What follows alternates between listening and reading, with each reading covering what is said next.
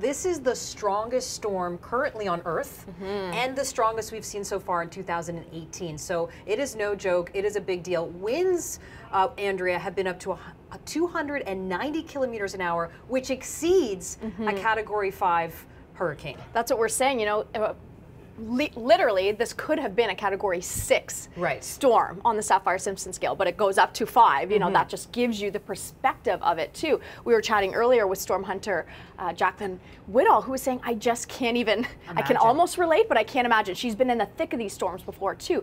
You see this photo here with the eye literally over the northern islands. It's crazy. It's amazing. Completely demolish anything. Yes, and so, yeah, we're seeing the damage, the destruction coming out. They have a lot of emergency representatives on standby there too as well, and they're saying, you know, this will be months before the power is restored. Maybe even years. Maybe. And you know what? On its current trajectory, it is moving towards the Philippines and eventually China. But if it recurves, and we've seen this before, we've seen typhoons recurve, brush past Japan, for example, and then the energy of it can affect our jet stream, and then eventually, with the 5 to 10 days out, impact our weather here in Canada. Right, and we're not talking about direct landfalls or anything like this, but we saw this earlier this year with Super Typhoon Maria. You know, if you remember in Ontario specifically, we were delayed in getting that cooler weather through the summer. You know, some people loved it. We stayed warm for quite a while, and because of the impact of the typhoon on our pattern, it's quite amazing to see. So this is something that's that recurving theory